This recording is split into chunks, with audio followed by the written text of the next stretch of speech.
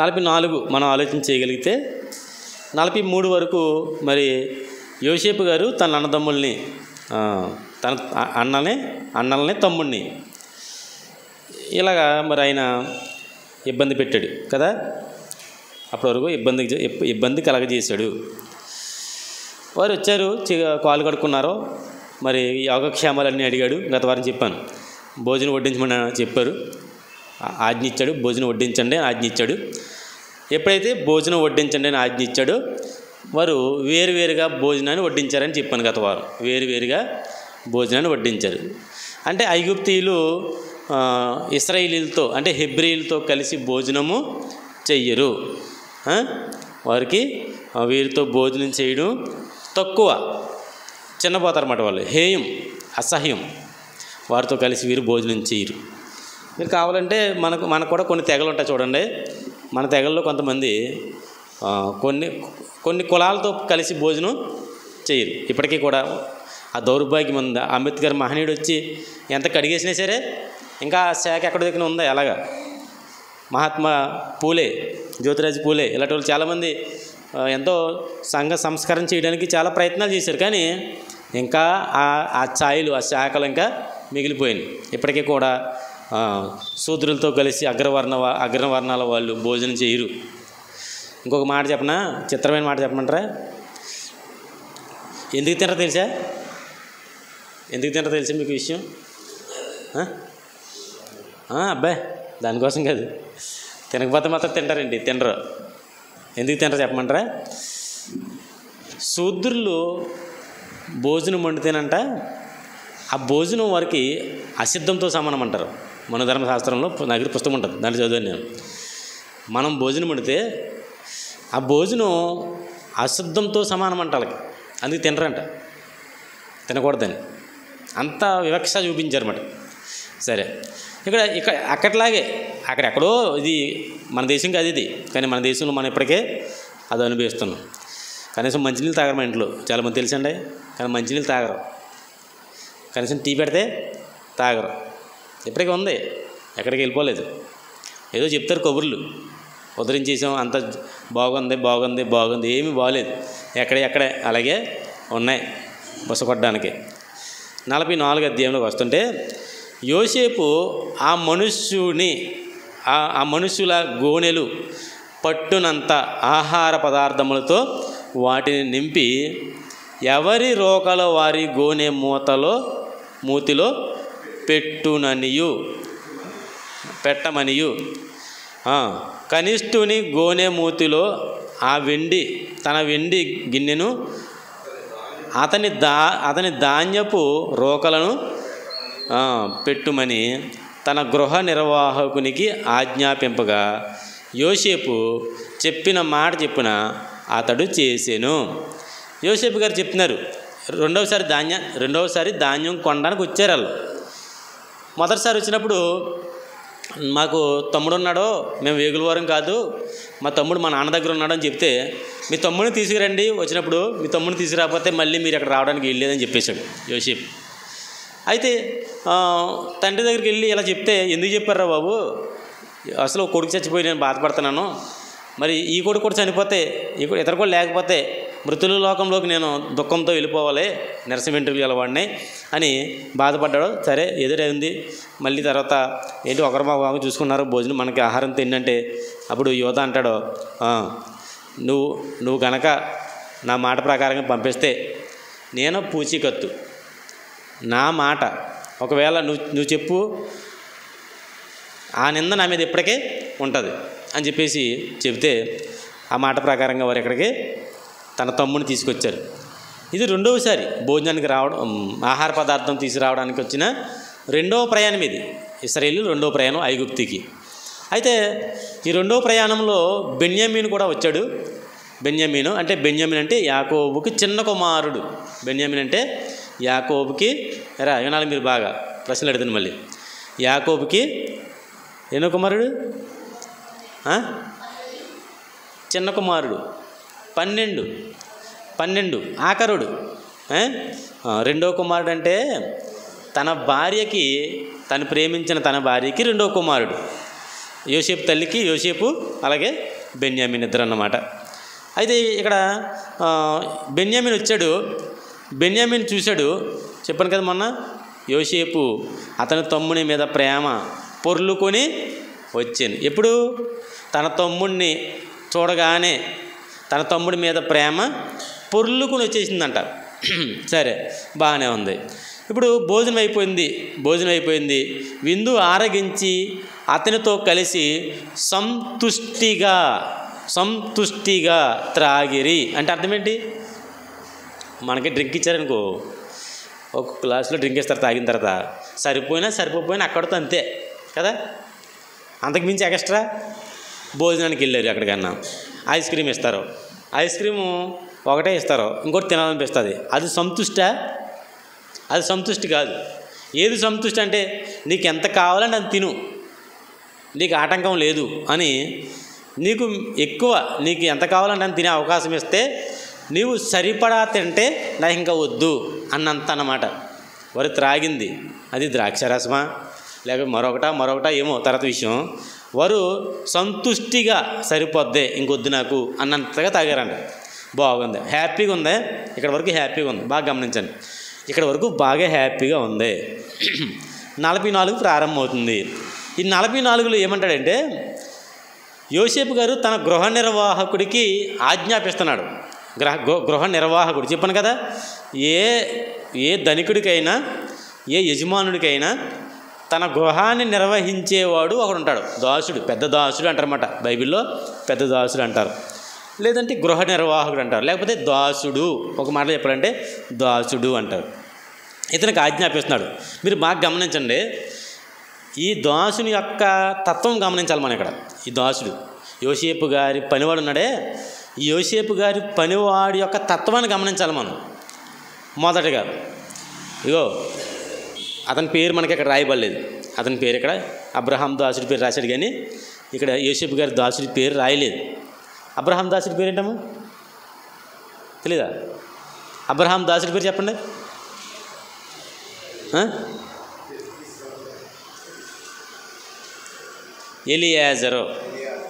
ఎలియాజరు. ఓకేనా?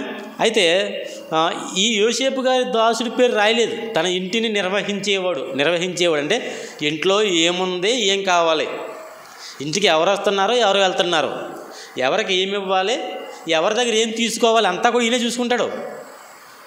మొన్న అంతకుముందు ఒకసారి వచ్చినప్పుడు రోకలో వారి మూతులను పెట్టేస్తే తిరిగి పట్టుకొచ్చి ఎవరికి ఇచ్చారు? వీళ్ళు పనోడికి ఇస్తారు, దాసుడికి, గృహ నిర్వాహకుడికి ఇచ్చారు. అయ్యా మేము ఇవాళ వచ్చేసాం, మా దాంట్లో పొరపాటు ఉండిపోయినాయి, ఇందుకు తీసుకోండి అయ్యా అని అన్నాడు. బాగా గమనించాలి అక్కడ తత్వాన్ని, గృహ నిర్వాహకుడి యొక్క తత్వాన్ని మనం గమనిద్దాం. ముందుగా ఇతను చెప్పాడు ఏమని, ఇదిగో యోసేపు పిలుతున్నాడు ఏమనంటే, ఏమని పిలిచాడు?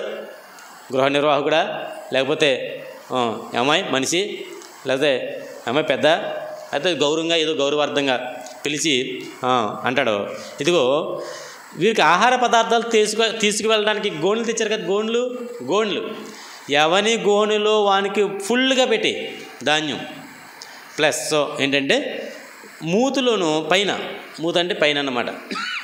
ధాన్యం అంతా తీసేసిన తర్వాత కొట్టు కట్టే ముందు మూత అంటారు దాన్ని.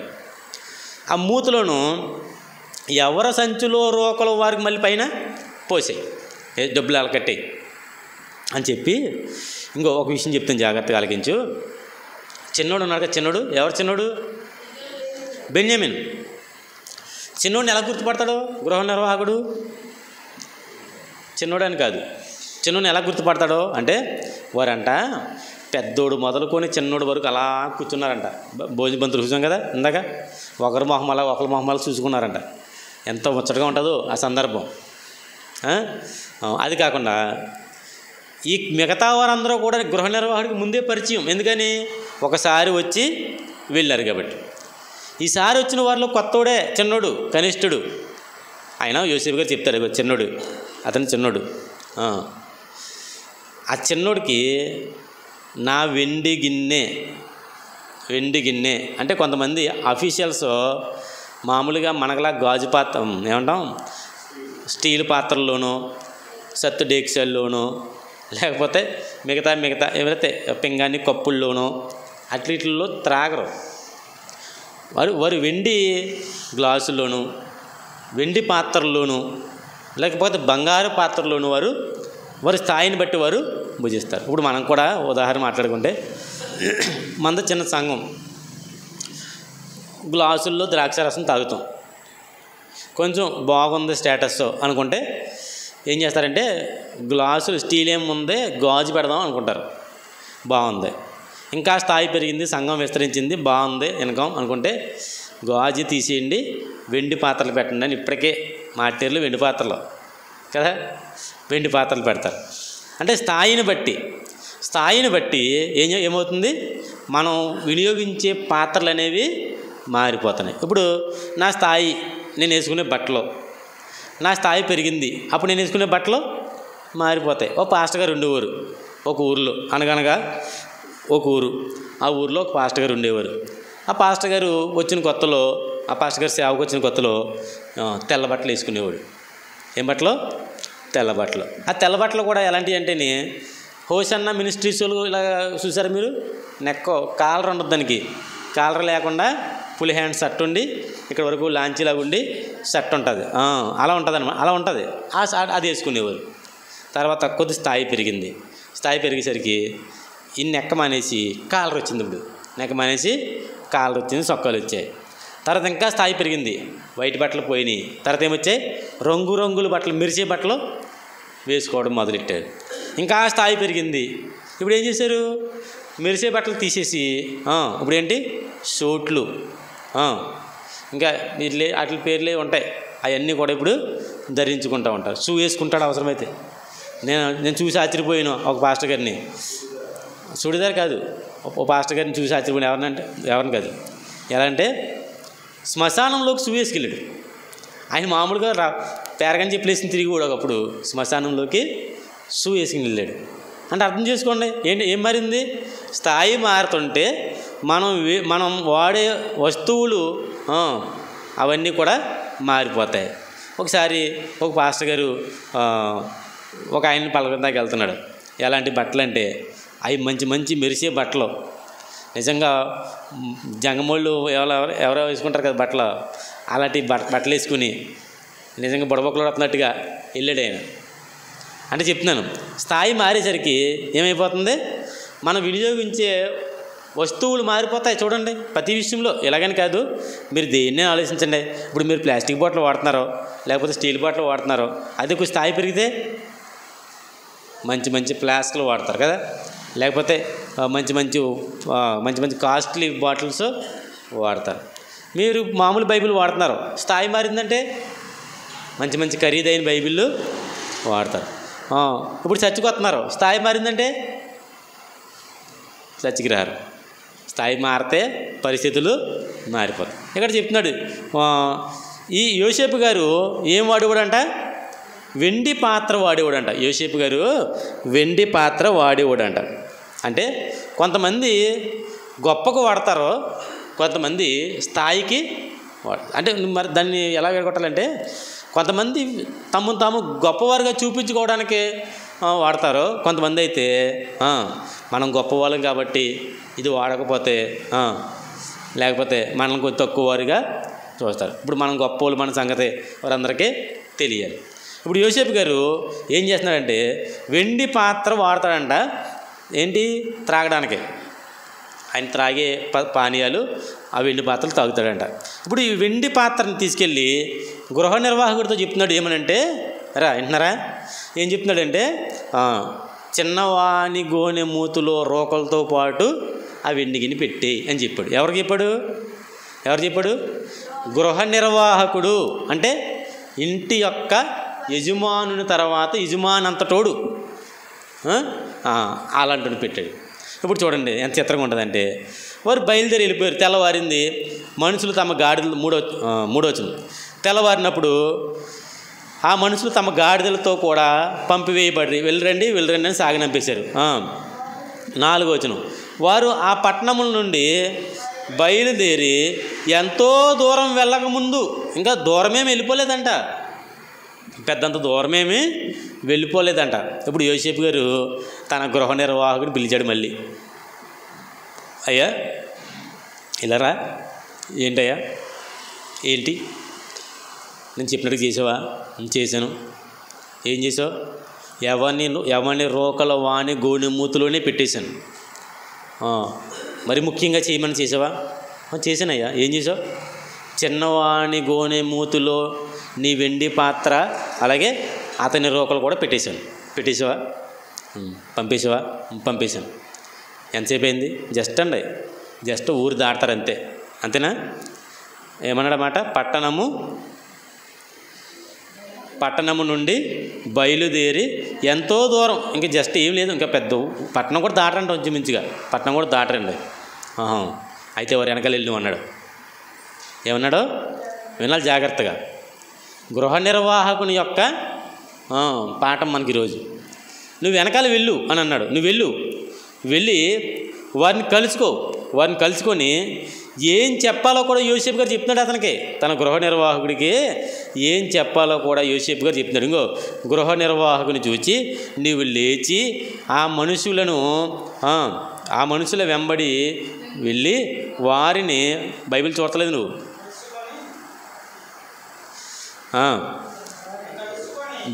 వెంబడి వెళ్ళి వారిని కలుసుకొని మీరు మేలునకు కీడు చెయ్యనేలా, దేనితో నా ప్రభువు పానము చెయ్యునో, దేని వలన అతడు శకునములు చూచునో అది ఇదే కదా, మీరు దీన్ని చేయుట వలన కాని పని చేసిరని వారితో చెప్పమనెను. ఇలా చెప్పంతే. నేను చెప్పింది చెప్పు. నేను చెయ్యమని చేసావా? చేశాను. అయితే నేను చెప్పమన్నదే చెప్పు. ఎంత మంచి దాసుడు తెలుసండి ఇతను. ఈ యోసేపు దగ్గర ఉన్న ఈ గృహ నిర్వాహకుడు ఎంత మంచి గృహ నిర్వాహకుడు. అంత మంచి గృహ నిర్వాహకుడు దొరకడం యోసేపు గారి భాగ్యం అండి. కొంతమంది ఉంటారు ఇక్కడ ఆని మాట పట్టుకెళ్ళి కొద్దికి చెప్పేస్తారు. యజమాని చెప్పిన మాటే. ఇప్పుడు యజమాను రహస్యంగా ఉంచమన్న ఏ మాట కూడా రహస్యంగా ఉంచుతారా? ఇక్కడ చూడండి, అయ్యా ఇదివరకు కూడా రోకలు కట్టేయమన్నా మూతిలో కట్టేశాను, వారు తిరిగి తెచ్చేశారు, తెచ్చేసిన తర్వాత తీసేసుకున్నాను, మళ్ళీ ఇప్పుడు కట్టమంటున్నావు, అసలు నీ ఉద్దేశం ఏంటి? ఏమనుకుంటున్నావు నువ్వు? మళ్ళీ ఇప్పుడు పంపించేశాను, చిన్నోడు దాంట్లో గిన్నెట్టమన్నావు, ఏంటి పనులు ఏంటి, నీ పనులు ఏంటి, ఎలా ఉన్నాయి అని అడగాల? ఎందుకు అడగకూడదు? అడగాలి. కానీ ఎందుకు అడగకూడదు? ఎందుకు అడగట్లేదు? అందుకు కాదు, ఎందుకు అడగట్లేదు? యోసేపు గారు ఏం చేసినా దానికి ఒక విలువైన విషయం ఉంటుంది వెనక అని ఎరిగినవాడు. యోసేపు అనే నా యజమానుడు ఏం చేసినా దాని వెనక బలమైన కారణం ఉంటుంది అని యోసేపు దాసుడు యోసేపు గారిని నమ్మాడు. మరి నువ్వు నేను మనము మన యజమానులు నమ్ముతామా? మన పరలోక యజమానే కాదు, మామూలుగా జనరల్గా మనం పనిచేసే యజమానులు ఉంటారు, నమ్ముతామా? నమ్ము అస్సలు. ఆడి ముందే సనుక్కుంటారు, ఆడి ముందే తిడతారు. వాడే ముందంటే వెనక అతను ఉండగానే, అతను లేకపోతే ఎన్ని సాడీలో, వీడికి బుర్రలేదు, వీడికి మెంటలో, ఏం పని పాటలేదు వీడికి, వీడు చెప్పింది చెయ్యాలి నేను. ఇలాంటి వాళ్ళు బోలు పని చూస్తాం మనం. చూడండి, వాడి వల్ల బతుకుతారు, అతని వల్ల బతుకుతారు, అతని వల్ల తమ కుటుంబాలను పోషించుకుంటారు. ఏదైనా ఒక కారణం ఉంటుంది ఏదైనా పని చేస్తే అని ఎరుగుతారు, అయినా సరే పక్కెళ్ళి సనుక్కుంటుంటారు. మరి మనం కూడా అంతే. మన యజమానుడు పరలోకమందు ఉన్నాడు, ఆయన పరలోకమందు ఉన్న ప్రభువు ఏది చేసినా సరే కారణం అనేది ఉంటుంది. మనం యోసేపు గృహ నిర్వాహకుడి వలె మనం దేవునికి లోపడ్డామా? మన యజమానికి, మన పరలోక తండ్రికి లోపడ్డామా? ఆయన లోపడుతున్నాడు. చూడండి, మనం నేర్పిస్తున్నాడు. ఒక యజమానుడికి ఒక దాసుడు ఎలా లోబడాలో మనకు నేర్పిస్తున్నాడు. మనం నేర్చుకోవాలి. ఇవన్నీ కూడా బైబిల్లో మనం నేర్చుకోవాలి. ఏమంటే ఎందుకు ఇవన్నీ ఎందుకు రాయించాడు దేవుడు అంటే, మనం ప్రయోజకులం అవుతామనే కానీ దేవుడికి ఏదో కలిసి వస్తుందని కాదు. ఇక్కడ చెప్తున్నాడు ఏంటంటే, ఇక నువ్వు ఎందుకు ఇలా చేస్తున్నావు, నువ్వు ఎందుకు చేస్తున్నావు పనులు, మా మా ఓనర్కే మెంటల్ నిజంగా అంటాడు ఒకడు. నేను ఏదో పంచాయతీకి వెళ్తున్నా వాడికి, ఏంటి ఈ పని, మా ఊడికి పిచ్చ అంటాడు. ఆ మాటలే మండవు.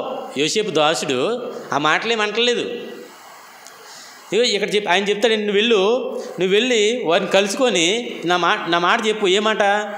మేలుకు కీడు చెయ్యనేలా, మేలుకు కీడు చేయనేలా, దేనితో నా ప్రభువు పానం చెయ్యునో, దేని వల్ల నా అతడు శకునములు చూచునో. ఎక్కడది? 5వ వచనం. చూచునో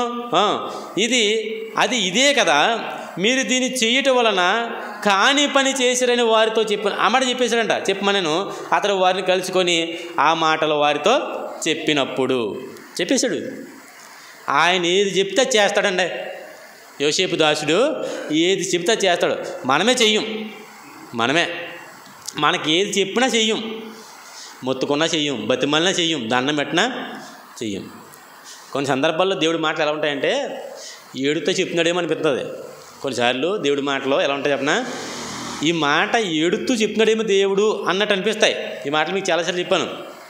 అగ్నిలో నుండి లాగినట్టు కొందరినైనా రక్షించండి అన్న మాట ఎలా ఉంటుంది? అది కమాండ్ కాదు, నువ్వు చెయ్యాలి అని కఠినంగా చెప్పినట్టుగా ఉంటుంది. నాకు ఎప్పుడూ మాట అలా అనిపించలేదు. సందేహపడు వారి మీద కనికరము చూపుడి, అగ్నిలో నుండి లాగినట్టు కొందరినైనా రక్షించుడి. చెప్పడా ప్రభు? చెప్పడా? చెయ్యం. ఎందుకు చేస్తాం? మనం యోసేపు దాసులు లాంటి వాళ్ళం కాదు. మనం ఎవరో సైతానుగాడి దాసులు. సైతానుగాడి దాసుడు దేవుడి మాట ఎందుకు వింటాడో? సైతాను దాసులు దేవుడి మాట ఎందుకు వింటారో? మన యజమానుడు మారిపోయాడు. మనం యజమానుడు మార్చేసుకున్నాం. మనకు ఆదివారం, మంగళవారం, శుక్రవారం యజమానుడు యేసు ప్రభు. అక్కడి నుంచి మన యజమానుడు వేకో చుక్క, మన యజమానుడు తేజో నక్షత్రం, డైమండ్ స్టార్. చూసారా? కాబట్టి మనం దేవుడు చెప్పింది ఏది కూడా పాటించట్లేదు. మీరు సర్వలోకముకి వెళ్ళి సువార్తను ప్రకటించుడి. ఎవరు చేస్తారా? ఎవరు చేయరు. మనం చెయ్యం, వాళ్ళు చేయరు, వీళ్ళు చేయరు, ఇంకొకరు చేయరు. ఎవరు వినరు దేవుడి మాట. మనకంటే మన క్రైస్తవుల కంటే కూడా యోసేపు దాసుడే బెటర్. ఏవేవో చేస్తున్నారు ఈ సమాజంలో, ఏవేవో చేస్తున్నారు. కానీ దేవుని మాటను మాత్రం ఎవరో లక్ష్య పెట్టలేదు. దేవుని మాట ప్రకారంగా ఎవరో ఏ కార్యాన్ని చేయట్లేదు. ఇప్పుడు నేను గనక ఈరోజు సువార్త ఉంది అని అంటే వస్తారు మీరు, లేకపోతే మళ్ళీ ఉందని చెప్పేదాకా మీరు కదలరు.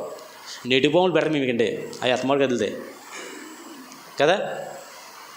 మళ్ళీ నేనే చెప్పాలి, మళ్ళీ సువార్త పెడదాం, ఈ వారం పెట్టాలనుకుంటున్నాం, పల్లెదికి నెడదాం, చేద్దామంటే అప్పుడు వస్తారు. అప్పుడు కూడా ఎలా వస్తారంటే పొడపాములో వస్తారు. అప్పుడు మెల్లగానే యాక్టివ్నెస్ ఉండదు. నేను బురతపాము బెస్ట్ మీకంటే బుడుక్కుని కనపడిపోద్ది, అక్కడికి మాయమైపోద్ది కదా. ఏంటి మనం సరి చేసుకోకపోతే ఇంకా ఎలా బతుకుతే ఎలాగా? ప్రభు వచ్చేయడానికి సిద్ధంగా ఉన్నాడు. ఆయన రావడానికి సూచనలు దగ్గర కనపడుతున్నాయి. అయినా సరే అన్నీ తెలిసిన వాళ్ళకి యాక్ట్ చేస్తాం. మనం అన్నీ మర్చిపోయి జీవించేస్తాం. అన్నీ తెలిసినట్టుగా ఉప్పొంగిపోతాం. అన్నీ మర్చిపోయి బతికేస్తాం. మనకంటే యోసేపు దాసులే బెటరు. ఈ పాత్రలోని త్రాగినప్పుడల్లా, ఈ రొట్టెని తిని ఈ పాత్రలోని త్రాగినప్పుడల్లా ఆయన మరణమును ప్రచురించుదురు అంటాడు. ఆయన మరణమును ప్రచురించుదురు మనకు చెబుతున్నాడు దేవుడు. మనకు దేవుడు ఆజ్ఞిస్తున్నాడు, మీరు వెళ్ళి సమస్త జనులను నాకు శిష్యులుగా నాకు చేయమంటే ఇలా చేసుకుంటారు. ఇప్పుడు చాలామంది సేవకులు ఏం చేస్తారో తెలుసండి, నాకు శిష్యులుగా చేయండి అని దేవుడు చెప్తుంటే, నీకెందుకు ప్రభువా, నీకు చేత ఏం ఉపయోగం, నాకు చేతే నేను దేకిచ్చేస్తాం. వీళ్ళని ఈదిళ్ళంటే ఎలా పడతా అలా దేకిచ్చేస్తాం. మాకు చేసుకుంటాం, మేము శిష్యుల్ని మా పనులు చేయించుకుంటాం, మా ఇష్టాలకు ఉపయోగించుకుంటాం, మా భోగాలకు ఉపయోగించుకుంటాం, మా పనులు చేయించుకుంటాం. అంత పని ఒక సేవకుడికి ఈ విశ్వాసులు చేసే పని దేవుడు చేస్తారా? దేవుని సువార్తగా చేస్తారా? దేవుని సువార్తలోకి వస్తారా? కష్టపడి రారు. చూసారా? కాబట్టి దేవుడేమో యజమానుడు, మనమేమో దాసులము. మనకి దేవుడు చెబుతున్నాడు, కానీ మనం ఎప్పుడు కూడా పట్టించుకోను కాక పట్టించుకోము అసలు.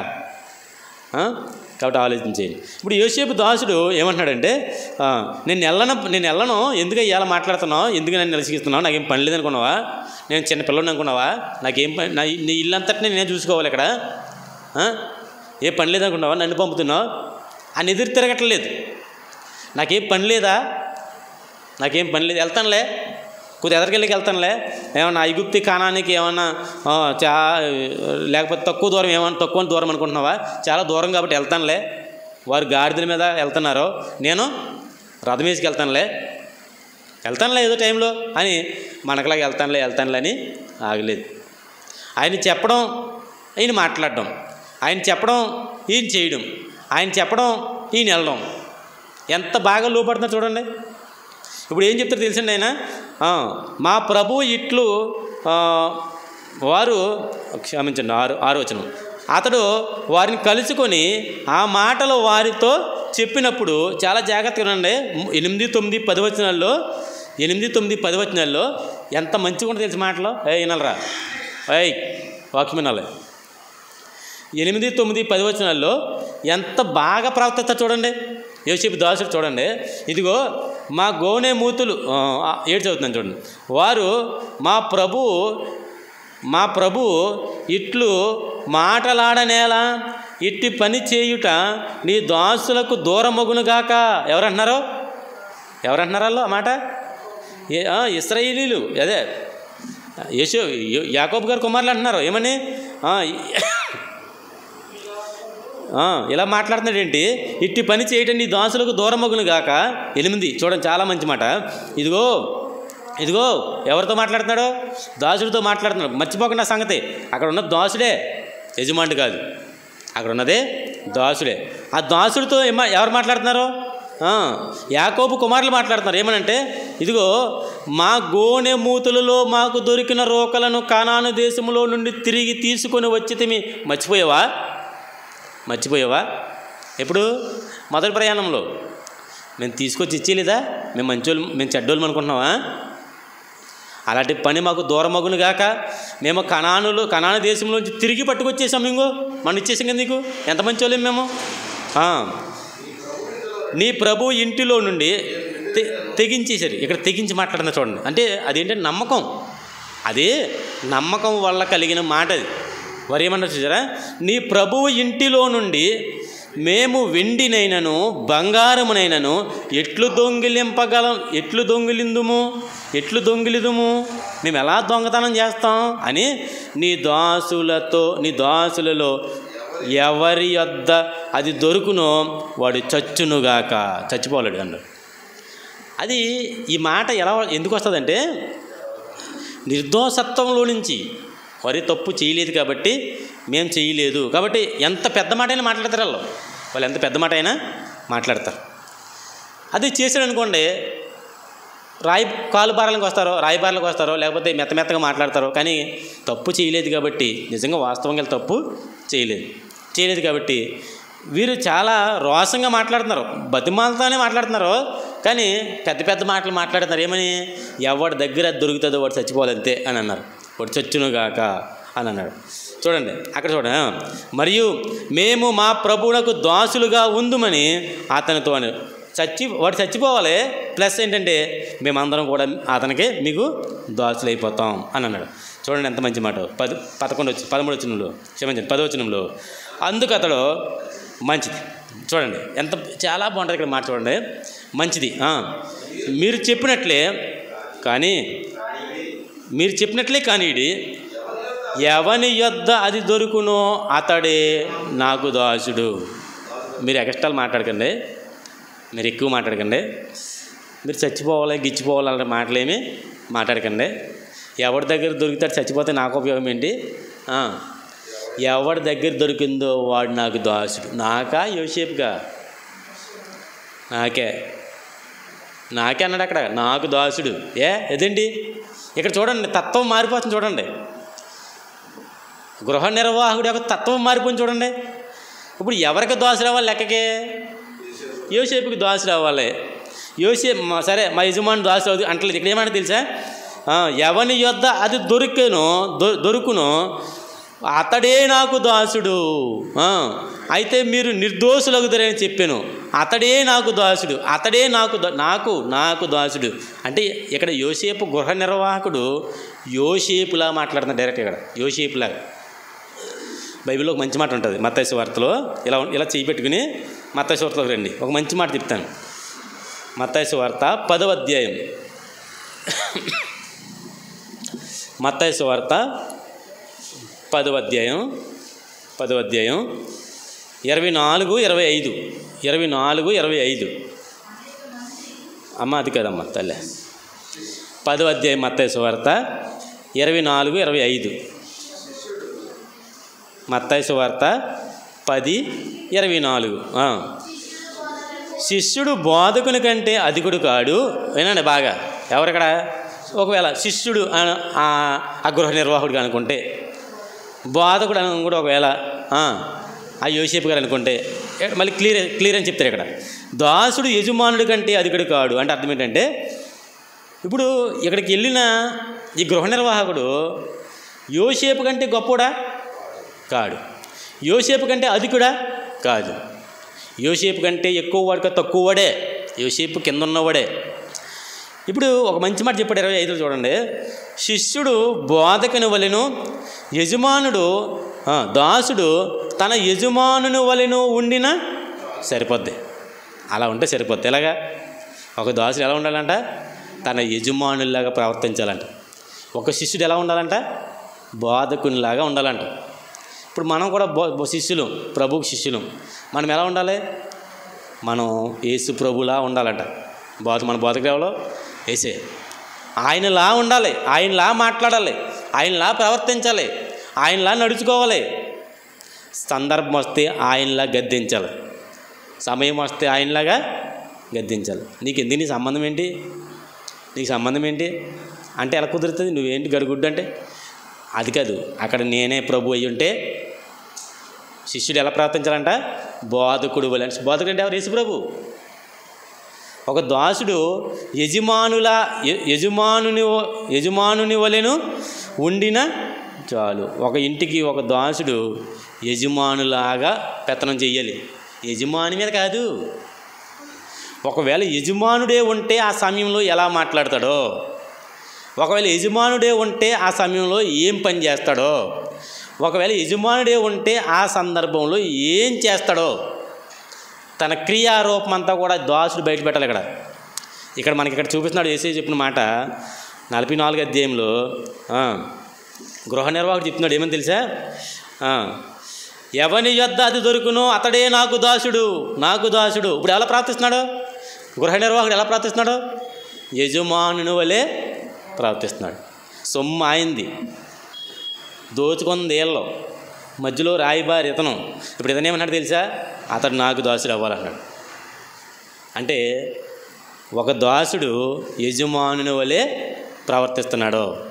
మేలది, అలా ప్రవర్తించడం మేలు. అంతే కదండి. కొంతమందిని అరే ఈ 10 ఎకరాల్లో నువ్వు ఓడిపించు, వచ్చంతా నేను ఇస్తాను, దగ్గరుండి పని చేయించు అని కొంతమంది పెద్ద పెద్ద భూస్వాములు ఏం చేస్తారంటే ఒక పెద్ద పనుని పెట్టుకుంటే అతను ఊడిస్తాడు, మందులు వేయిస్తాడో, తర్వాత కోత కోయిస్తాడో, అవన్నీ సమకూరుస్తాడు. ఇప్పుడు వీళ్ళ చేత పని చేయించినప్పుడు అతను చాలా కఠినంగా ఉంటాడు, ఒక యజమానుడి వలె ఉంటాడు. కొంతమంది అలా ఉండరు. ఇప్పుడు కొంతమంది లూజ్గా ఉంటారో, కొంతమంది కఠినంగా ఉంటారో. కఠినం అంటే అర్థమేంటి తెలుసా, యజమానుని వలె ఉన్నాడు. ఇప్పుడు యజమానుని వలె ఉన్నవాడు యజమానికి లాభమా, లూజ్గా ఉన్నవాడు వల్ల యజమాని లాభమా? కఠినంగా ఉన్నవాడు వల్ల యజమానుడికి చాలు. ఒక దాసుడు యజమానుని వలె ఉండినా చాలు. మేస్త్రి సీమేస్త్రి ఉంటారు తాపీ పనిలో. సేమేస్త్రి మొత్తం ఏదో మేస్త్రి అంటారు. అంటారు ఏ మేస్త్రి? సేమేస్త్రి కదా, అది సీమేస్త్రి అంటారు. సి అంటే చూసేవాడు అనమాట, అది చూసే మేస్త్రి అండి. సిఆర్ అంటారు, చూసారు మీరు? ఇక్కడ మన సత్యంలో సిఆర్ అంటారు. దాన్ని కూడా మొత్తం సంథింగ్ ఇలా కాసేవాడు చూసేవాడు అర్థమవుతుంది అన్నమాట. సరే ఏదో మేస్త్రిలే, ఇప్పుడు మనకి ఎందుకైనా వివాదం. ఈ మేస్త్రి పెద్ద మేస్త్రి కంటే ఎక్స్ట్రా చేస్తాడు. ఈ సీ మేస్త్రి అన్నవాడు పెద్ద మేస్త్రి కంటే ఎక్స్ట్రా చేస్తాడు. మరి వీళ్ళు కూడా నా లాంటి వాళ్ళే కదా అని అనుకోడు. తన తోటి వారిని కూడా ఒక యజమానుల్లాగా సాయంకాలం 6:30 దాకా చేయించాడని మమ్మల్ని వదిలిపెట్టాలని చెప్తున్నాడు ఒక ఆయన కాపురంలో మన పని చేస్తాడు. ఆ మేస్త్రి కంటే ఎక్కువ మేస్త్రి, సీ మేస్త్రి అతను మమ్మల్ని తినేతను అడిగిని 6:30 దాకా మమ్మల్ని వదలడని చెప్తుంది. అలా చేయించడం వల్ల ఎవరికి లాభం? ఇతనికే మంచిది, లాభమే. ఇతను ఇలా చేయించడం వల్ల తన యజమానునికి లాభం. 1-2 గంటలు కష్టపడి పని చేయరు 4 మనుషులు, ఒక రోజు కూలి పని మిగులుతుంది. అదంతే కూడా యజమాని లాభం. కాబట్టి దాసుడు యజమానుని వలె ఉండిన చాలు అంటే అర్థం ఏంటంటే అలా ఉంటే మంచిది, లాభం. అలా ఉంటే లాభం. శిష్యుడు బోధకుని వలె ఉంటే లాభం. శిష్యులాగే ఉన్నారనుకో మీరు ఏం లాభం? ప్రభువుకి ఏం లాభం? రాజ్యానికి ఏం లాభం? సంఘానికి. మీరే బోధకుల్లాగా మారి శిష్యులే బోధకుల వలె ప్రవర్తిస్తుంటే, మీరే అనేక మందికి నా మాటలు చెప్తున్నారండి, దేవుడి మాటలు, మీరే సంఘాలు నడిపిస్తున్నారంటే లాభమా నష్టమా? చాలు, అలా ఉంటే చాలు. కానీ అలా ఎక్కడ ఉంటాం మనం సరిపోద్ది. ఇక్కడ చెప్తున్నారు చూడండి. అప్పుడు 11 అప్పుడు వారి త్వరపడి ప్రతి వాడును తన గోనెను కిందికి దించి దానిని విప్పెను. అతడు పెద్దవాడు మొదలుకొని చిన్నవాని వరకు వారిని సోదా చూడగా ఆ గిన్నె బెన్యామీను గోనెలో దొరికేను. తెలదేంటి ఇట్నుడే ఆయన నిన్ను చూడమంటే డైరెక్ట్గా వెళ్ళిపోయి బెన్యామీన్ అట్టే ఉంటాం పేక. మనం చూడమంటే కదా థ్రిల్లింగ్ ఇది. ఫస్ట్ రూబేను ఇప్పు అంటాడు, ఇప్పుడు ఏం లేదు. షిమ్యోన్ ఇప్పుడు లేవు. ఒక్కొక్కరు టప్ ఆడుతూ ఉంటాయి గుండ్లు. 3, 4, 5, 6, 7, 8, 9, 10, 11 లేదు, 12. 11 లేదంటే ఏసేపు లేడు కదా మరి. 12 తీస్తున్నాడు, మెల్లగా తీస్తున్నాడు. అందరికీ లేవు, వీడికి ఉండవనుకుంటున్నారు అందరూ వెనకాల ఉన్నవాళ్ళు. మాకు లేవు అతనికి ఉంటాయేంటి? వాళ్ళే నోట్లో చేయడితే కరెక్ట్ బెన్యామీను ఏమీ తెలియని పశువుడు, మేము బలవంతంగా తీసుకొచ్చాం అనుకున్నారు. అలా తీయగానే ఆశ్చర్యపోయారు. బెన్యామీను గోనెముతులో యోసేపు గిన్నె దొరికేయగానే చూడండి పరిస్థితి ఎంత బాగుంటుందంటే సందర్భం. ఈ 44 అధ్యాయము 45 అధ్యాయం 10 వచనాల దాకా సినిమా తీత ఎంత బాగుంటుంది తెలుసండి. 44 అధ్యాయమును 45 అధ్యాయం 10 వచనం దాకా సరిపోద్ది, ఎక్కువ అక్కర్లేదు. మళ్ళీ 10 వచనాల దాకా ఒక మంచి డైరెక్టర్కి ఇచ్చి తీయబోయే సినిమాని ఎత్తే నిజంగా ఈ ప్రపంచంలో ఏడవన్నాడంటే ఎవడుండాల్సింది ఆ సందర్భాలు బట్టి అంత బాగుంటాయి సందర్భాలు, అంత థ్రిల్లింగ్గా కూడా ఉంటాయి. చూడండి 12, 13 బెన్యామీను గోనెలో దొరికెను. 13 కావున వారు తమ బట్టలు చింపుకొని ప్రతి వాడు తన గాడిద మీద గోనెలు ఎక్కించుకొని తిరిగి పట్టణంలోకి వచ్చేసారండి. ఏం చేస్తారు ఇప్పుడు? అలా కనపడ్డది అంతే. కనపడితే ఇంకేం చేయాలి? ఇంకేం చేయాలి చెప్పండి? వాళ్ళకున్న అలవాటు ఏంటి తెలుసా? పశ్చాత్తాపం, దోషం చేయలేదని చెప్పడానికి, మేము నిర్దోషం చెప్పడానికి ఒకే ఒక్క సాదృశ్యం ఏంటంటే బట్టలు చింపేసుకోవడం. బట్టలు చింపేసుకుంటారు అంతే. ఉన్న పలంగా బట్టలన్నీ చింపేసుకున్నారు, నిశ్చేష్టులు అయిపోయారు. గోళ్ళు కింద ఉన్నాయి కదా, గోళ్ళని తీసి గాడిద మీద వేశారు. వేసి నండి వెళ్దాం, ఇంకేం చేద్దాం, ఎక్కడికే వెనక్కే ఐగుప్తు పట్టణానికి వెళ్ళిపోతున్నారు. రామశేతికి వెళ్ళిపోతున్నారు. వెళ్ళిపోయిన తర్వాత వెళ్ళిపోయారు. అప్పుడు పట్టణం తిరిగి వచ్చారు. అప్పుడు యోదాయును అతని సహోదరులను యోసేపు ఇంటికి వచ్చారు. ఇప్పుడు యోదా అని ఎందుకు అన్నాడు తెలుసండి? యోదా ఎందుకు అన్నాడు? ఇప్పుడు మన వచ్చిన దానికి ఏమో రూబేన్ ప్రాతినిధ్యం వహించాడు. ఇప్పుడు వచ్చిన బ్యాచ్కి ఎవరు ప్రాతినిధ్యం? యోదా మాట తీసుకుని వచ్చాడు కదా తండ్రి దగ్గర, అందుకని యోదాని అతని సహోదరులను యోసేపు ఇంటికి వచ్చి అక్కడికి అతడు ఇంకా అక్కడనే ఉండేను. ఎవరో ఎందుకు ఉన్నాడు? ప్లాన్ అంతా అయింది. రావాలి తప్పనిసరిగా. పంపాడు. ఎందుకు పంపాడు? పంపేతకేంటి, వెనక రప్పించి కూడా పంపాడు. ఇప్పుడు ఖచ్చితంగా వస్తారు. ఎక్కడికి వెళ్తారో ఉందాం కాసేపు. వెళ్ళవలసిన ఆగడితే అక్కడనే ఉండేను. గనుక వారు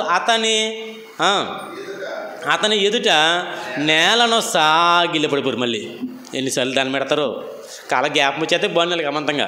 కానీ గలకాపం రావట్లేదు వీళ్ళకి, ఫరో కొండలు మూయబడినట్లుగా వీళ్ళకి కూడా మన్నేత్రాల్లో మూయబడి ఇన్నిసార్లు సాష్టాంగ నమస్కారం పడిపోతున్నాం. ఏంటి దీనికి సొల్యూషన్, ఆలోచన ఏంటని ఆలోచన చేయలేదు వాళ్ళు. అప్పుడు పడ్డారు, మళ్ళీ పడ్డారు, మళ్ళీ పడ్డారు, ఇది 4వసారి పడ్డారు. ఇప్పుడు చూడండి, సాగిలిపడి నమస్కారం చేసేసారు, సాగిలిపడిపోయారు. అప్పుడు యోసేపు, మీరు చేసిన ఈ పని ఏమిటి? నా వంటి మనుషుడు శకునము చూసి తెలుసుకొనని మీకు తెలియదా అని వారితో శకునం మన మాట గుర్తుందా? ఇక్కడ శకునం మన మాట అవుతుంది. మరి మీరు శకునం చూస్తారండి పంపతీసి. యోసేపు శకునం చూసి నేను శకునం చూస్తానంటే, శకునం అంటే ఇక్కడ ఉద్దేశం అది కాదు. శకునం అంటే పిల్లొచ్చిందా, కుక్క వచ్చిందా ఎదురు, భర్త చనిపోయిన స్త్రీ వచ్చిందా ఎదురు, అది కాదు శకునం అంటే. ఈరోజు మంచి రోజా, ఈరోజు చెడ్డ రోజా, అది కాదు శకునం అంటే. ఇక్కడ చెప్పేది శకునం అంటే అర్థం ఏంటంటే ఎదుటి వ్యక్తిని పరిశోధించడం అనమాట. యోసేపు గారు ఏం చేస్తారంట, శకునం చూసి ఏమన్నాడన్నమాట, శకునము చూసి తెలుసుకొనునా, అంతేనా? నా వంటి మనుషుడు శకునము చూసి తెలుసుకొనునని మీకు తెలీదా? శకునం చూసి తెలుసుకోవడం ఏంటి?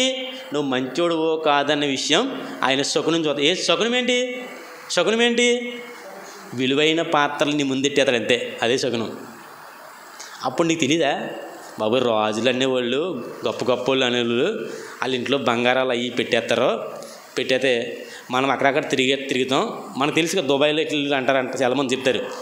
మనం తిరిగే ఆ ప్రదేశంలోని కావాలని బంగారం పెడతారంట వాళ్ళు, కావాలని విలువ వస్తువులు పెడతారంట. ఎందుకని? నిన్ను పరీక్షించడానికి. మంచిదేనా లేకపోతే దొంగదా, ఇతను మంచోడేనా లేకపోతే చెడ్డ తలపు కలిగినోడా, నిన్ను పరీక్షించడానికి వాళ్ళు పెడతారంట వాళ్ళు. ఇప్పుడు కొన్నిసార్లు అలా దొరికేసిన వాళ్ళు ఉంటారు, అలా కొన్నిసార్లు వారికి తెలియని వస్తువులు తెచ్చేసిన వాళ్ళు కూడా ఉంటారు. ఇక్కడ యోసేపు గారు శకునం అంటే అర్థం ఏంటంటే మంచి మంచి విలువైన వస్తువుల్ని కొత్త వారు వచ్చినప్పుడు వారు ముందే పెడతారంట. పెడితే అప్పుడు వారి గుణాలను చూసి వీళ్ళు మంచోళ్ళు చెడ్డోళ్ళు అని అలా తెలుసుకుంటాడంట. వీళ్ళు మంచోళ్ళ, వీళ్ళు నమ్మకస్తులేనా, వీళ్ళని మళ్ళీ మన ఇంట్లోకి రావచ్చొచ్చా అనే శకునం తెలుసుకుంటాడంట. ఇప్పుడు వస్తువులు మంచి మంచి వస్తువులు పెట్టాడు, వెండి పాత్ర పెట్టాడు అంటే అందరితో పాటు కలిసి తాగి అక్కడే వదిలేశాడు. ఆయన లేచి వెళ్ళిపోయాడు. అర్థమవుతుందా? లేచి వెళ్ళిపోయాడు. ఇప్పుడు దొంగ బుద్ధున్నాడు ఏం చేస్తాడు? మన గ్లాసులతో పాటు ఆయన గ్లాసు వదిలేడు, ఈ గ్లాసు మనం లోపలికేద్దాం అని ఎంటికలు కొని ఆడవాళ్ళు ఉంటారు కదా, అలా ఎట్టేసారనుకోండి, అప్పుడు అట్టుకుంటాడు అన్నమాట. వీడు మంచుడు కాదు, వీడు చెడ్డుడు అని. అది ఇక్కడ చెప్తున్న భావం అది, అంతే, అంతకంటే ఏం కాదు. శకునం అంటే మరి మీరు ఏదో అనుకోకండి. నాలాంటి మనుషులు శకునం చూసి తెలుసుకున్నాను మీకు తెలియదా అని వారితో అనగా, యోధా ఇట్లా నేను యోధా ముందుకు వచ్చేస్తున్నాడు. ముందుకు వచ్చేయడానికి కారణం ఏంటనుకున్నారు? మాటిచ్చాడు. ఇప్పుడు మాట్లాడేసింది ఆయనే. యాకోబుకి మాట ఇచ్చినోడు యోసేపుతో మాట్లాడాల్సింది ఆయనే. ఇప్పుడు మాటిచ్చినోడు మాట్లాడకపోతే ఎలాగా? మాటిచ్చినోడు మాట్లాడకపోతే ఎలాగా? ఇప్పుడు మాట్లాడుతున్నాడు. ఏమని మాట్లాడతాడో చూడండి. మీరు చేసిన పని ఏంటని చెప్పేశాడు. ఏలినవాడ 16 యోధా ఇట్లా నేను ఏలిన వానితో ఏమి చెప్పగలము, ఏమందుము, మేము నిర్దోషులమని ఎట్లు కనబరుచుకోగలము ఆయన అడిగితే, ఎలా ప్రభు ఏం చేయమంటావు, ఏమంటాం, మేము ఎలా మంచి వాళ్ళని నిరూపించుకోవాలి? ఎవని యొద్ద ఆ గిన్నె దొరికినో వాడు ఏలిన వానికి దాసుల మగుదమనెను. అంతేనా? పై మాట, దేవుడే నీ దాసుల నేరము కనుగొనెను, ఇదిగో మేమును. వినండి ఈ మాట ఎంత మిలికేసి చూడండి. యోధా మిలికేసి మాట్లాడతాడు. యోసేపుతో మిలికేసి మాట్లాడతాడు. మిలికంటే అడ్డం వేసి మాట్లాడతాడు అన్నమాట. అడ్డం దేనికి చూడండి. ఏమంటాడంటే, ఇందాకేమో యోసేపు దాసులు ఏమన్నాడు, అబ్బాయి అలా కుదరదు, అందరూ కుదరదు, ఎవడు దొరికితే ఆడే, మిగిలిన వారు అందులో నిర్దోషులే, వెళ్ళిపోవచ్చు మీరు, ఎవడు దొరికితే ఆడే, బెన్యామీన్ దొరికింది, బెన్యామీనే అని అన్నాడు. ఇప్పుడు యోధా ఏమంటాడు తెలుసండి? ఎన్నో వచ్చిన 16 మేము నిర్దోషులమని ఎట్లు కనబరుచుకొనగలము, దేవుడే నీ దాసుల నేరము కనుగొనెను, ఇదిగో మేమును ఎవని యొద్ద ఆ గిన్నె దొరికినో వాడును ఏలిన వానికి దాసుల మగదము. మేము దాసులమే అయిపోతాం అంటే అతను ఒక్కడనే దాసులు గుంజేసుకుంటాడు. ఇప్పుడు మమ్మల్ని పంపితే ఎలా కుదురుతుంది? సమాధానం చెప్పలే అక్కడ. ఇప్పుడు యాకోబు గారికి సమాధానం చెప్పలే. ఇప్పుడు ఆయనకి సమాధానం చెప్పడం కంటే ఇక్కడ దాస్యం చేయడమే బెటర్. తలెత్తుకోలేడు. నా జీవిత కాలం అంతా నింద నా మీద ఉండాలని చెప్పాడు కదా. నేను బ్రతుకు దినములన్నూ ఆ నింద నా మీద ఉండాలి, నేను తీసుకురాకపోతే అన్నవాడు ఆ మొహంతో వెళ్ళాడంటే యాకోబు ముందు ఎంత ఎంత దయనీయమైన పరిస్థితి అయిపోద్ది. అందులోకి కొంతమందికి ఏమంటారండి, మనసు చంపుకోలేరు కొంతమంది. కొన్ని సందర్భాలు వచ్చి తప్పుదలకి వాళ్ళు సిగ్గులేని మోకాలతో తిరగలేరు. ఒక మాట చెప్పాలంటే సిగ్గులేని మోకాలతో తిరగలేరు. నేను నేరం చేశాను, నేను తీసుకెళ్ళి బెన్యామిని అప్పగించేశాను, నేను మాట ఇచ్చాను అని యాకోబు దగ్గర ఎంతకాలం బతుకున్నంతకాలం ఆయన మాట పడాల్సిందే. అది పడలేక ఇక్కడ ఏమన్నా తెలుసా, ఇదిగో మేమును ఎవని యొద్ద దొరుకుతుందో అతడే కాదు, అతడును మేము కూడా నీకు దాసులు అయిపోతాం అని అంటాడు చూడండి. వారికి దాసులు మగుదము అని ఒప్పేసుకున్నాడు. అట్లుండగా అట్లు చేయుట నాకు దూరమగునుగాక, అందుకతడు అట్లు చేయుట నాకు దూరమగునుగాక, ఎవని చేతిలో ఆ గిన్నె దొరికినో వాడే అని ఈయన అంటాడు, మేమందరం అని ఈయన అంటాడు. ఇందాక చూసారా, ఇందాక గృహ నిర్వాహకుడు యజమానుని వల్లే ప్రవర్తించాడని చెప్పాడు. ఇక్కడ కూడా ఇది మనసు చూసారా, ఎవడైతే ఆడే, ఆయన అది అన్నాడు, ఎవడైతే ఆడే. వీళ్ళేమన్నా మేమును అంటారు. యోసేపు అంటాడు, కాదు అది నాకు దూరమగును గాక, అలా చేయట్లా నాకు దూరమగును గాక, ఎవని చేతిలో ఆ గిన్నె దొరికినో వాడే, దీర్ఘవిచ్చారు పైన, వాడే, ఇంకెవ్వడొద్దు, వాడే అని అన్నాడు. నాకు దాసుడుగా ఉండును, మీరు మీ తండ్రి యొద్దకు సమాధానం వెళ్ళిపోండి, మీరు నిర్దోషులు, మీరు తప్పు చేయలేదు, మీ సమాధానం వెళ్ళిపోండి, ఏం పర్వాలేదు. నలిపేస్తున్నాడు అటుకిని, ఒక తెల్ల కాగితాన్ని మడతలు పెట్టి బాగా నలిపి బాగా ట్విస్ట్ చేస్తున్నాడు, బాగా నలిపేస్తున్నాడు వాడిని. ఐగుప్తికి వెళ్ళారా, తిరిగి వచ్చేసరికి శవాల్లాగా ఉంటారు. ఎవరో మానసికంగా నలిగిపోతారండి, అలా మానసికంగా నలిగిపోతారు. ఐగుప్తికి వెళ్ళారా, వచ్చినప్పుడు ముఖంలో జీవకాలు చచ్చిపోద్ది, ప్రేతకాలు వచ్చేద్ది. ఎరా అలాగ ఉన్నామంటే నలుగుడు అలాంటిది ఏంటి, నలిపేతాడు అటుకుని అలాగా. అందులోకి సకల జ్ఞానాలు ఇరిగినవాడైనా, అన్ని రంగాల్లో రాణించిన వాడైనా. చూడండి, మీ తండ్రి యొద్దకు మీరు సమాధానంగా వెళ్ళడని చెప్పగా మళ్ళీ యోధ అంటాడు, యోధ అతను సమీపించి కొంచెం దగ్గరికి వెళ్తాడు, వెళ్ళి అంటాడు, సమీపించి వెళ్ళినవాడా ఒక మనవి. చూసారా, పోలీసులు పట్టుకున్నారనుకోండి, అయ్యి పైన కట్టు అంటారు, కాగితాలు చూపించు అంటున్నట్టుకుంటారు, అప్పుడు చూపించు అంటారు.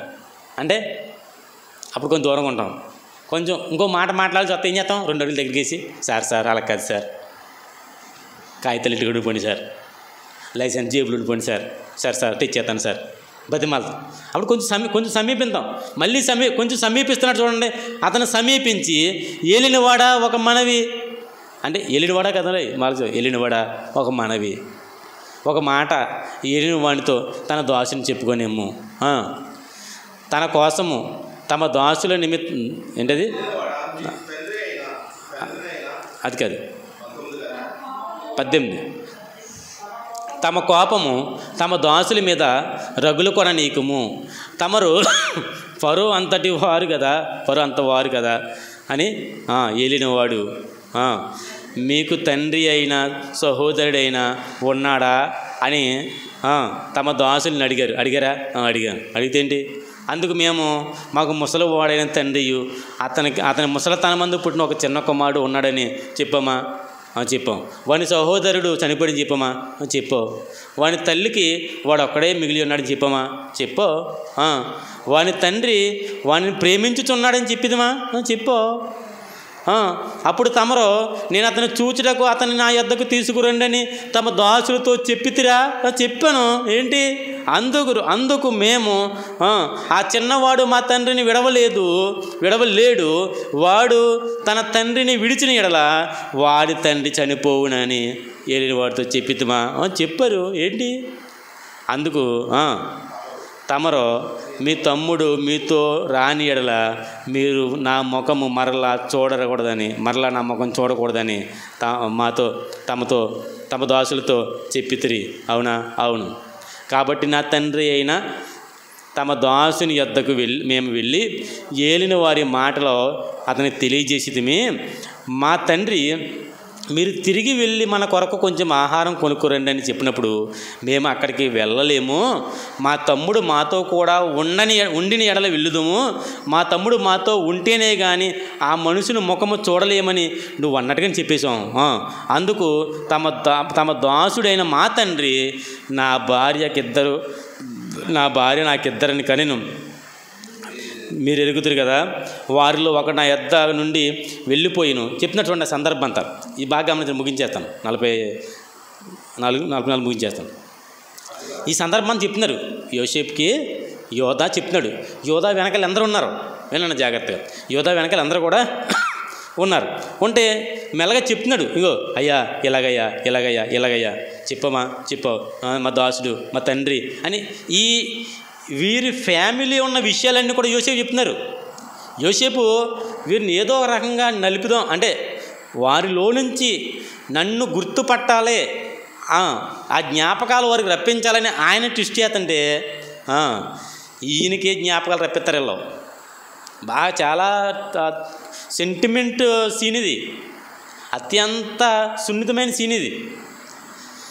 ఆయనేమో వీళ్ళు నలిపితేనైనా నన్ను గుర్తుపడతారో అని ఈయన నలుపుతుంటే ఆయనకు గుర్తు చేస్తున్నారు విషయాలన్నీ. అయ్యా మేము ఇలాగా, మా తండ్రి ముసలివాడు, మా తండ్రి వృద్ధాప్యమందు 2 పిల్లల్ని కన్నది అలా ఆవిడ, ఒకళ్ళు లేడు చిన్నోడేడు, వాళ్ళు లేకపోతే మా నాన్న బతకడు చచ్చిపోతాడు, ఈ ఒకడు లేడు, ఒకడు నా యొద్ద నుండి వెళ్ళిపోయాను, అతడు నిశ్చయంగా దుష్టమొగలం చేత చేల్చబడినని అనుకుంటుని అప్పటి నుంచి అతను నాకు కనబడలేదు అని అలా నాన్న చెప్పాడంట. ఆ మాటలంట ఇప్పుడు యోసేపు చెప్తున్నారు. వీళ్ళు ఒకడు చచ్చిపోయాడు, ఒకడు లేడు, దుష్టముఖం చంపేసింది, దుష్టముఖం చీల్చేసినప్పటి నుంచి నాకు అక్కడ కనబడలేదు, మీరు నా ఎదురు నుంచి ఇతను తీసుకుపోయిన తర్వాత ఇతని హాని సంభవిస్తే నెరసిన వెంట్రుకలతో నేను మృతుల లోకంలోకి దుఃఖంతో దిగిపోతుందని మా నాన్న చెప్పాడు, చాలా బాధపడుతున్నాడు, ఇదంటే చాలా ప్రేమ అని ఈ సెంటిమెంట్ డైలాగులు చెప్తున్నారు. ఇక్కడ ఆయన ఏదో గుర్తుపడతాడని కాదు, ఉన్న విషయమే చెప్తున్నారు వాళ్ళు. కానీ విషయం ఏంటంటే అది సెంటిమెంట్. అది ఎవరికి సెంటిమెంటు? యోసేపుకి సెంటిమెంట్. అది వీళ్ళకి ఆప్యాయతలో ప్రేమలో అంత పెద్ద తక్కువ, ఎవరికే పైవులకు తక్కువ, కిందోడికి ఎక్కువ, బాగా ఎక్కువ. అందులోకి దూరంగా ఉండి అయ్యే ఆలోచనతో ఉన్నాడు. ఇప్పుడు మర్చిపోయిన విషయాలన్నీ జ్ఞాపకం చేస్తున్నారు. వీళ్ళు జ్ఞాపకం చేసి మా నాన్న దుఃఖంతో దిగిపోయినట్లు చేయమని మాతో చెప్పాడు, కావున తమ దాసుడైన మా తండ్రి యొద్దకు నేను వెళ్ళి ఈ చిన్నవాడు నా యొద్ద లేని ఎడల అతని ప్రాణము ఇతని ప్రాణంతో పెనవేసుకొని ఉన్నది కనుక ఈ చిన్నవాడు మా యొద్ద లేకపోవుట అతడు చూడగానే చచ్చిపోతాడు. మా నాన్న ఏమన్నాడు? చూడగానే చచ్చిపోతాడు మా నాన్న. మేము వెళ్తామా నీ దగ్గర నుంచి, నేను వదిలి వెళ్ళిపోతాను నీ దగ్గర, మేము వెళ్ళిపోతే మా నాన్న వాడు వస్తాడనే చూస్తాడు. మా అందరిలో మమ్మల్ని పట్టించుకోడు మా నాన్న. మా తమ్ముడి కోసం చూస్తాడు, బెంజమిన్ కోసం, ఈ చిన్నోడి కోసం. ఆడిని ఎత్తుకుంటాడో, ఆడు కనపడలేదనుకో, కనపడలేదు అంటే చచ్చిపోతాడు మా నాన్న బతకడు. ఎందుకంటే వాని ప్రాణము అతని ప్రాణం పెనవేసుకుంది, అల్లుకుంది. కొన్ని సందర్భాలు చూడండి, భర్త చచ్చిపోయాడు అనగానే ఆ వార్త తెలియగానే భార్య కూడా చచ్చిపోద్ది. అంటే అర్థమేంటి తెలుసండి? అతను లేకపోతే నేను లేని, ఇంకా ముసలుళ్ళే అండి, పెద్ద వయసులే, అంత పెనవేసిపోయిన బంధాలు. ఒకసారి అన్నయ్య చచ్చిపోయాడని వార్త తెలిసిన తమ్ముడు చచ్చిపోయాడు. అంత అంటే అర్థమేంటి తెలుసా? పెనవేసుకుపోయిన బంధాలు అవి. ప్రాణాలు ఒక ప్రాణంతో ఒక ప్రాణం అల్లుకుపోయినాయి. యోసేపుతో అల్లుకుపోయింది ఒకప్పుడు. ఇవన్నీ కూడా బెన్యామీనుతో మళ్ళీ ఆయన పునర్నిర్మించుకున్నాడు. బెన్యామీనుతో తన ప్రాణాన్నే అల్లేసుకున్నాడు. ఇప్పుడు చెప్తున్నాడు, ఇదిగో చనిపోవును అట్లు తమ దాసులమైన మేము నెరిసిన వెంట్రుకలు గల తమ దాసులైన మా తండ్రిని మృతుల లోకంలోనికి దుఃఖంతో దిగిపోనట్లు చేయుదుము. తమ దాసుడినైనా నేను ఈ చిన్న వాణిని గూర్చి నా తండ్రికి పోటపడ్డాను. నీ వద్దకు నేను అతన్ని తీసుకొని రాని ఎడల నా తండ్రి దృష్టి యందు ఆ నింద నా మీద ఎల్లప్పుడూ ఉండునని చెప్పి తిని, కాబట్టి తమ దాసుడినైనా నన్ను ఈ చిన్నవానికి ప్రతిగా ఏలిన వానికి దాసునిగా ఉండనిచ్చి ఈ చిన్నవాడిని సహోదరులు కూడా వెళ్ళనిచ్చి. ఎంత సెంటిమెంట్ తెలుసండి అది. ఎంత సెంటిమెంట్ అంటే, అయ్యా ఇంకో ఇతను పంపితే మా నాన్న బతకడు, ఇతను పంపకపోతే మా నాన్న బతకడు, నీకు దండం పెడతాను. ఆ సెంటిమెంట్ బాగా అతను దీనత్వం కలిగి అడుగుతున్న మాట అది. ఇగో నేను ఉంటాను అతనికి దాసుడి కింద, నీకు దాసుడికి నేను ఉంటాను, నా తమ్ముడిని పంపించే ప్లీజ్. ఈ మాట అంటంటేనే ఆయనలోంచి దుఃఖం పొంగుకొచ్చేద్ది, ప్రేమ పొర్లుకొచ్చేస్తుంది. కింద చూడండి, ఉండనిమ్ము ఈ చిన్నవాడు నాతో కూడా లేని ఎడల నా తండ్రి యొద్దకు నేను ఎట్లు వెళ్ళగలను? ప్రశ్న మళ్ళీ, నేను ఎలాగెళ్ళను ప్రభువా, నేను ఎలాగెళ్ళను నిజమండ? వెళ్ళిన ఎడల నా తండ్రికి వచ్చు అపాయము చూడవలసి వచ్చాను. ఈ ఇంటర్బాబు ఈ ప్రేమలో ఒకరికొకరు ఏంటి ప్రేమ? తండ్రి కోసం పిల్లలు ఆలోచిస్తున్నారో, అన్నయ్య కోసం తమ్ముడు ఆలోచిస్తున్నాడో, తమ్ముడు కోసం అన్నయ్య ఆలోచన చేస్తున్నాడు. ఒకరితో ఒకరు పెనవేసుకుని ఈ అల్లిక ఈ యొక్క బంధాన్ని చూసి యోసేపు చూడండి 45 ముగించేస్తానే, ఆ సందర్భం చెప్పి ముగించేస్తాను. అప్పుడు యోసేపు తన యొద్ద నిలుచున్న వారిని ఎదుట తన్ను తాను అణుచుకోలేకపోతున్నాడంట. యోసేపు తాను అణుచుకోలేకపోతున్నాడు. కారణం ఏంటి చెప్పమంటారా? ఈ విషయాలన్నీ జ్ఞాపకం చేస్తున్నారో, వారు సెంటిమెంట్తో మాట్లాడుతున్నారో, ఆ సెంటిమెంట్ ఆయనకే తగిలేస్తుంది. వారి నాన్న గురించి మాట్లాడుతున్నారో, వారి తమ్ముడి గురించి మాట్లాడుతున్నారో, వారికి ఉన్న బంధాన్ని గురించి మాట్లాడుతున్నారో, ఒకరితో ఒకరిని పెనవేసుకున్న బంధం వెళ్దని చెప్తున్నాడు. ఒకరు లేకపోతే ఒకటి బతకలేదని చెప్తున్నాడు. అంతేకాదు, ఇగో ఒకటి చచ్చిపోయాడు, అప్పటి నుంచి నాకు అక్కడ కనబడలేదు, అతని దుష్టముఖం చీల్చేసింది అన్నప్పుడు నా గురించే నా తండ్రి ఇంకా ఎంత బాధపడుతున్నాడు అనే సెంటిమెంట్ ఇంకా ఎక్కువైపోయింది. ఇదంతా దుఃఖం ఇతను ఇలా మాట్లాడుతున్నాడు కానీ తను తాను అణుచుకోవడానికి చాలా ప్రయత్నం చేశాడు. అప్పటిదాకా అణుచుకుంటున్నాడో అయ్యా ప్లీజ్ ఇగో నన్ను ఉంచుకో, కావాలంటే వాడిని వదిలిపెట్టి, ఒకవేళ అలా చేస్తే నువ్వు వదిలిపెట్టకపోతే నా తండ్రిని ఏమన్నాడో, నా తండ్రికి వచ్చు అపాయము నేను చూడాల్సి వస్తుంది. అంటే మా నాన్న చచ్చిపోతాడని యోధ అంటున్న మాట యోసేపుకి ఎలా ఉందో తెలుసా? మా నాన్న చచ్చిపోతే ఎవరన్నా ఇంతకే అలానే కదా, నిజమే. ఇక్కడ కనుక బెన్యామిన్ వెళ్ళకపోతే మా నాన్న చచ్చిపోతాడు. ఇది బాగా తినేస్తుంది ఆయన. ఆ సెంటిమెంట్ బాగా కుదిపేసింది ఆయన. మొత్తం కరిగిపోయింది, హృదయం అంతా ద్రవించిపోతుంది. ఆపగలరా? హిమాలయ పర్వతాలు కరిగిపోతున్నాయంట ఎండలకి, సముద్ర మట్టం పెరిగిపోతుంది అంటారు. ఆపలేము. హిమాలయ పర్వతాలు కరిగిపోతుంటే సముద్ర మట్టం పెరిగిపోతుంది, చుట్టూ ఉంటున్న వాతావరణ పరిస్థితులు మారిపోతాయి, తట్టుకోలేము. ఇప్పుడు ఈయన హృదయం ద్రవించిపోతుంది, కరిగిపోతుంది, ఉప్పొంగిపోతుంది. దీన్ని ఆనపాలని ఆలోచన చేస్తున్నాడు. ఆయన వల్ల కావట్లేదు. ఆయన అణుచుకొన జాలక నా యొద్ద నుంచి ప్రతి మనుషుడు వెలుపలికి పంపివేయడని గట్టిగా చెప్పాడంట. ఏమని? గెట్ అవుట్ ఎవ్రీవన్ అన్నాడు గట్టిగా. ఒక మాటలో ఇంగ్లీష్ బైబిల్ బయటికి పొండి అన్నాడంట. మీరు అందరూ బయటికి పొండి అని గట్టిగా కేకేశాడంట అందరిలో. తను అణుచుకోలేకపోతున్నాడు. అలా చెబుతుంటే అలా తల కింద పెట్టుకుని ఆయన ముఖం వారికి చూపించుకోకుండా ఒకే ఒక మాట అన్నాడు, నా బయటికి పొండి, అందరూ బయటికి పొండి.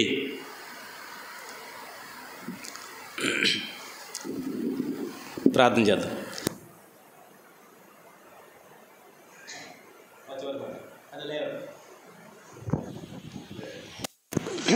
ప్రార్థన.